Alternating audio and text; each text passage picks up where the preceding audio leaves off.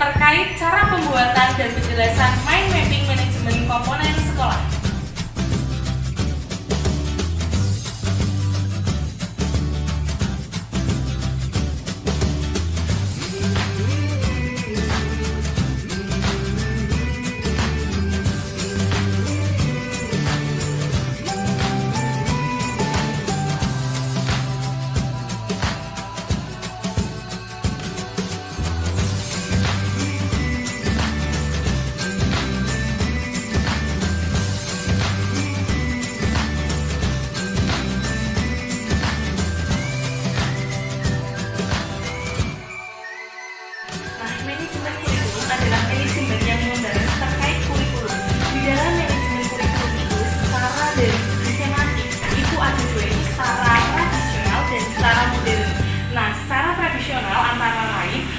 Yang pertama ada mata pelajaran yang diajarkan untuk anak. Nah, yang kedua adalah sejumlah mata pelajaran yang ditempuh dalam waktu untuk menghasilkan suatu ijazah atau degree.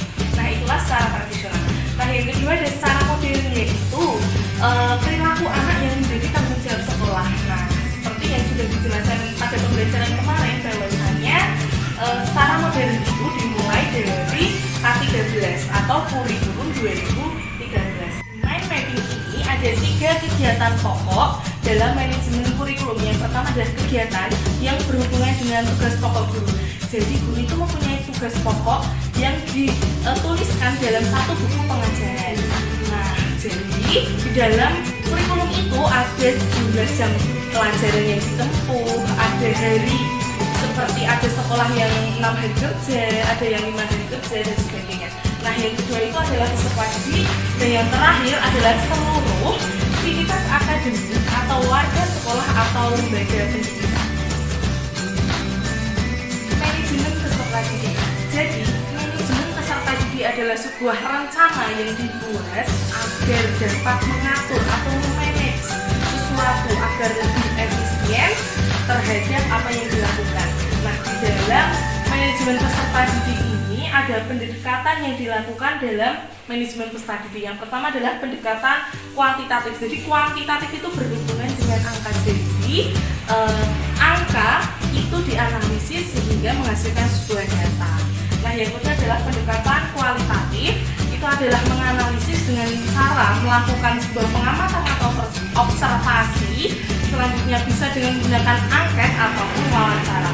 Nah, ada pun hal yang penting yang terdapat dalam manajemen peserta didik. Yang pertama adalah pembinaan peserta didik.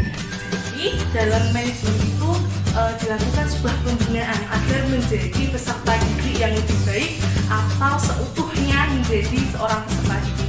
Yang kedua itu adalah menyangkal kenakalan pada anak. Jadi dalam manajemen peserta didik itu dapat mengatur agar anak dapat berperilaku tidak menyeleweng. Itulah isi dari manajemen peserta didik. Saya akan menjelaskan mengenai manajemen personal. Manajemen personal adalah penggunaan, pengembangan, kompensasi, penginterpretasian yang ditujukan untuk membantu masyarakat hidup atau bekerja. Nah, di sini ada fungsi dari manajemen personal. Yang pertama ada pengadaan, yang kedua ada pengembangan tenaga kerja, yang ketiga ada pemberian kompensasi, yang keempat ada penilaian, dan yang terakhir ada pemeliharaan. Selanjutnya saya akan menjelaskan mengenai manajemen biaya pendidikan.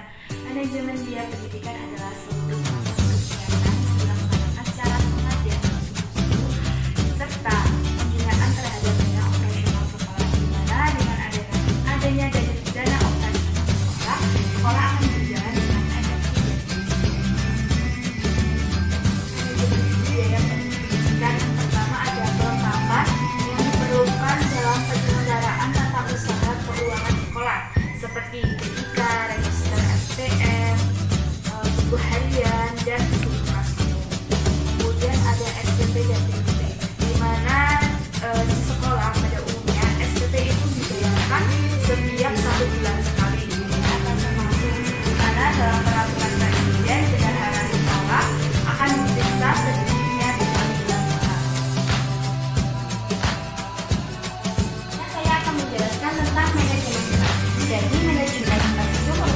suatu struktur kegiatan yang diusahakan dan dijelaskan secara bersungguh-sungguh sehingga dapat menarik simpati masyarakat serta demi tujuan pendidikan yang telah ditetapkan.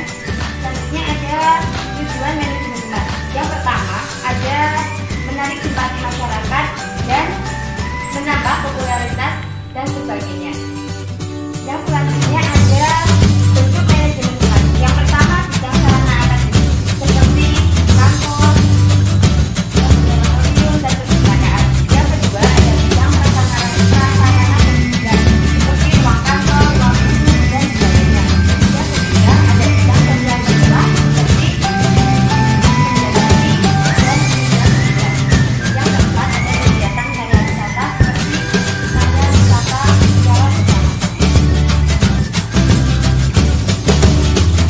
Manajemen layanan khusus terdapat 4 bagian. Yang pertama ada perpustakaan, yang kedua kesehatan, yang ketiga keamanan, dan yang keempat bimbingan dan konseling. Yang pertama yaitu perpustakaan. Perpustakaan yang dikelola UNBK akan memberikan mengembangkan dan mendalami pengetahuan yang diperoleh dari kelas maupun dalam guru dapat menggunakan perpustakaan untuk mengembangkan pengetahuan secara aktif. Yang kedua ada kesehatan. Kesehatan ini yang datang mana badan kesehatan ini membantu untuk mewujudkan sumber daya manusia yang berpengetahuan dan sehat baik secara batin maupun jasmani. Yang ketiga keamanan. Adanya keamanan yaitu menciptakan rasa aman dan nyaman bagi peserta didik maupun guru. Peserta didik dan guru dapat menjalankan tugasnya secara aman karena adanya keamanan. Kemudian yang keempat, pelayanan bimbingan dan konseling. Kegiatan yang